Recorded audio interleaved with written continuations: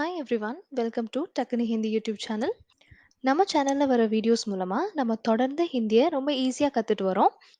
Words, sentences, grammar இந்த மாதிரி எல்லா விஷயமுமே நம்ம கற்றுட்டு வரோம். அந்த வகையில் இன்னைக்கு நம்ம பார்க்க போகிறது words to use in travel. அதாவது நம்ம பயணம் பண்ணும்போது ஹிந்தி வேர்ட்ஸ் கொஞ்சம் தேவைப்படும் இல்லையா? முக்கியமாக நார்த் இந்தியா இல்லை வேறு கண்ட்ரிஸ் ட்ராவல் பண்ணும்போது ஹிந்தி பேசுகிறவங்க கிட்ட பேசுகிறதுக்கு ஹிந்தி வேர்ட்ஸ் கொஞ்சம் தேவைப்படும்.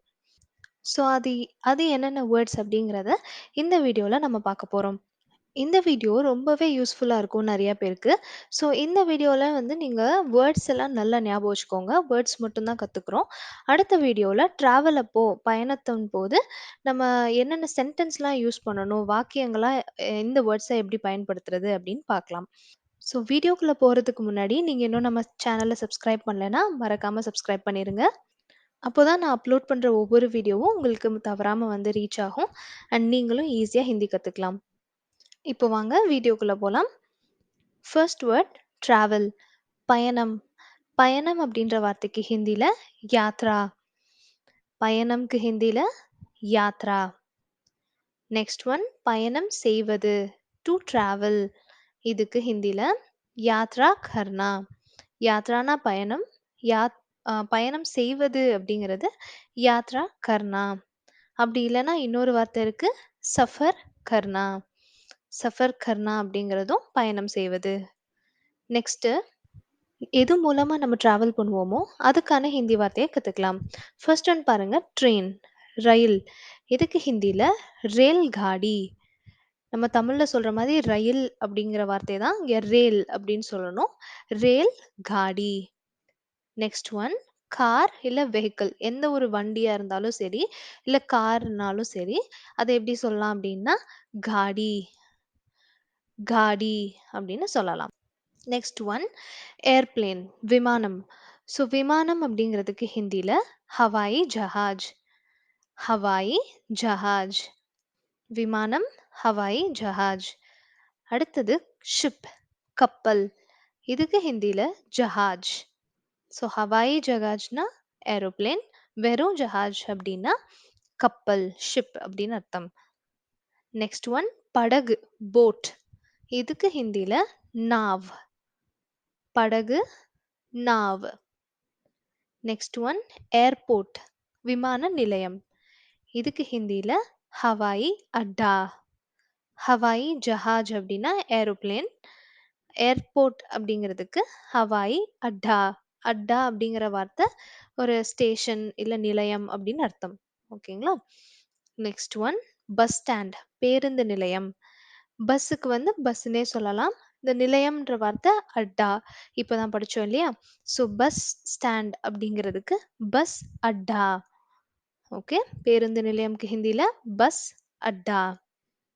Next one road. ஸோ ரோடுன்ற வார்த்தைக்கு ஹிந்தில சடக். சாலை, சடக். ஓகே, இதுவரையிலும் நம்ம எந்த வழியில நம்ம போவோம் அப்படின்னு நம்ம பார்த்தோம். லைக் ட்ரெயின், காரு, பஸ் இந்த மாதிரி. எங்க போவோம் அப்படிங்கிறத இப்போ பார்க்கலாம். கண்ட்ரி, நாடு அப்படிங்கிறது தேஷ். ஹிந்தில தேஷ்.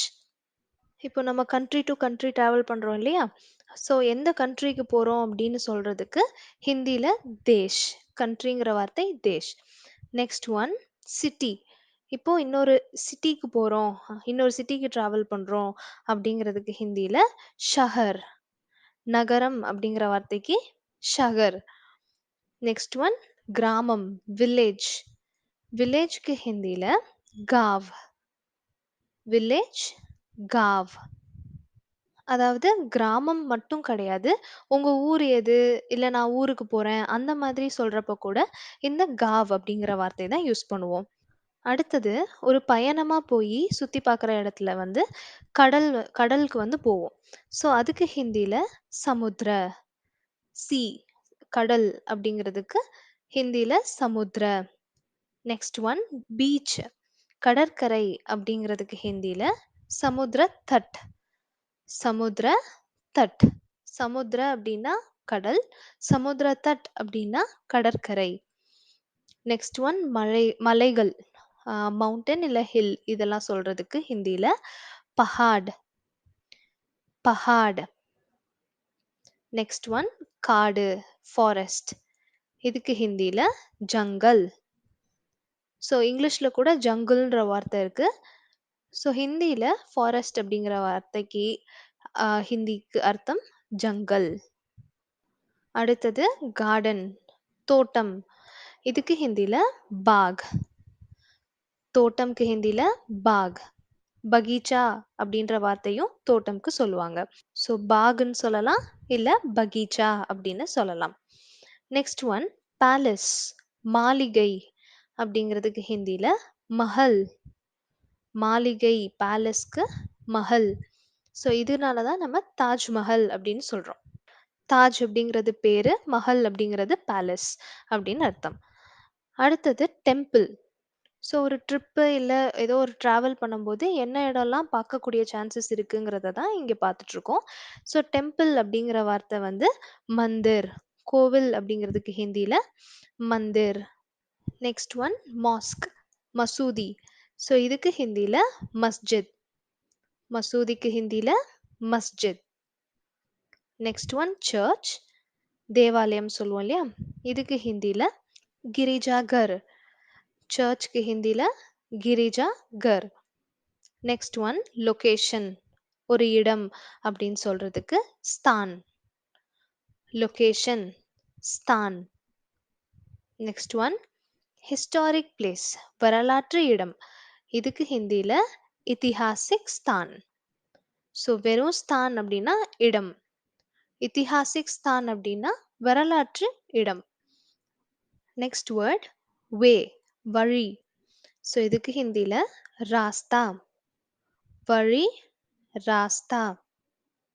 நெக்ஸ்ட் ஒன் ருபீஸ், பணம் அப்படின்னு சொல்லுவோம் இல்லையா, இதுக்கு ஹிந்தில ருபயா. ஸோ ருபயா அப்படிங்கிறது சிங்குலரா அர்த்தம். ப்ளூரலா நிறைய ருபீஸ்ன்னு சொல்றதுக்கு வந்து ருபயே அப்படின்னு சொல்லலாம். ஸோ காசுன்னு சொல்றதுக்கு ருபயே.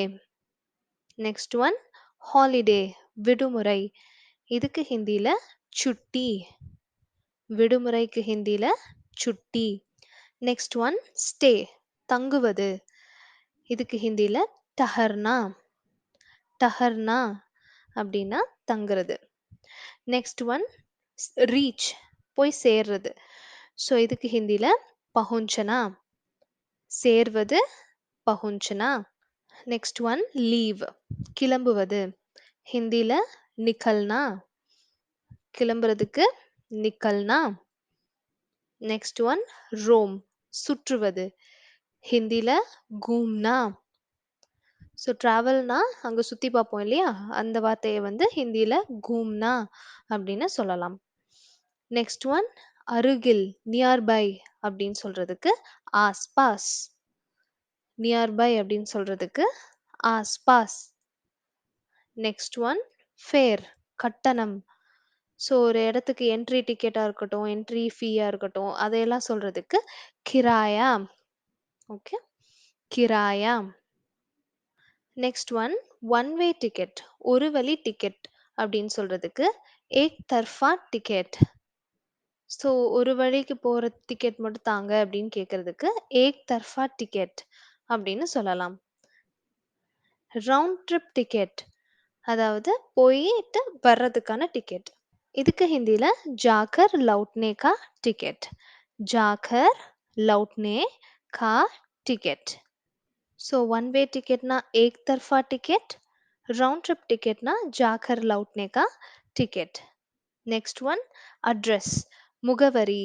இதுக்கு ஹிந்தில பத்தா. முகவரி, பத்தா.